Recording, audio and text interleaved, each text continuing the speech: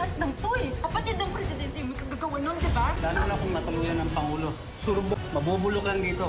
Pinaliwanag ni Atty. Corrales na umapela na siya sa kaso ni Moises, pero national concern na ang bagay na yun na may prerogative na ang authorities para sa security measures. Kaya agad tinanong ni Mangistong kung may laban pa ang anak niya, na ganamang sinaad ni attorney na sa mga kaso ni Moises ay hindi available sa bail na mahaba-habang laban ang haharapin nila. Nakiusap naman si Grace kay Atty. Corrales na huwag niyang susukuan ang kapatid niya, na agad ding tinanong ni Aling Nadia kung anong maitutulong nila, na agad naman silang pinaalalahanan ng abogado na maging handa silang lahat sa haharapin nila.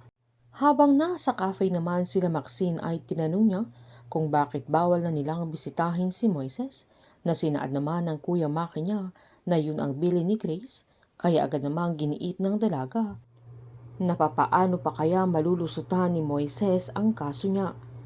Tinanong naman ni Maki kung totoo kayang si Moises ang sumaksak sa Pangulo, na baka siya lamang ang tinuro, na agad namang sinaad ni Maxine na ganun na lang sila takot kay Moises na nagawa pa nila ang bagay na yun. Pinaliwanag ng kuya niya na madami ding galit sa Pangulo pati sa buong pamilya Sagrado, na malas lang dahil si Moises ang pinagbintangan.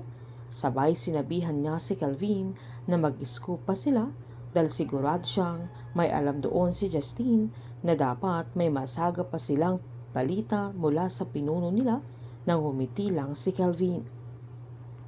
Habang umiiyak naman si Danica habang binabantayan niya at kinakausap niya ang papa niya. Nakiusap ang dalaga na gumising na ito dahil hindi niya ito pwedeng iwan dahil iniwan na siya ng mama niya, at ang Pangulo lang ang makakapagsabi kung anong totoo dahil hindi siya naniniwala na si Moises ang sumaksak sa kanya, na malakas ang kutob niya na ang Tito Jaime niya ang nagtangka sa buhay ng Pangulo, na paulit-ulit siyang nagmakaawa sa papa niya na gumising na ito para sa kanya.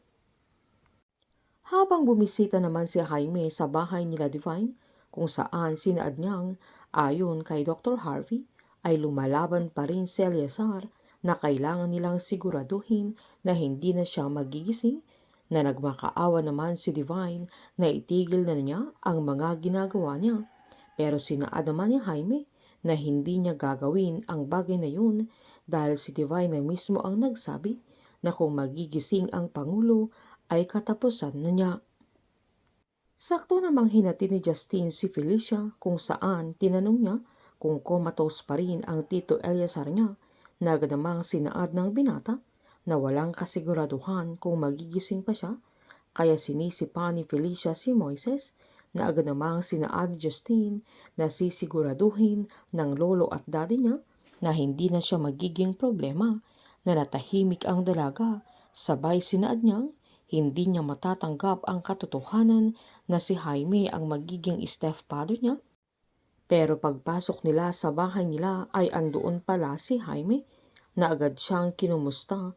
Sabay sinaad niyang sigurado siyang alam na ng dalaga ang relasyon nila ng mama niya, kaya agad naman silang binati ni Justine. Sinabihan pa ni Jaime si Felicia na alam niya kung gaano niya kamahal ang papa niya, pero hindi siya pumasok sa pamilya nila para palitan si Henry, lalo't matagal na naman niya silang trinatrato bilang pamilya. Sabay hinawakan niya ang kamay ni Divine at sinaad niyang gusto niyang maging official na ang relasyon nila ni Divine, pero tahimik lang ito. Habang sisiguraduhin na nila Jaime at General Arevalo na sa kulungan na ang bagsak ni Moises, pero tutol na si Rafael sa mga ginagawa nila kay Moises at nilalamon na siya ng konsensya niya.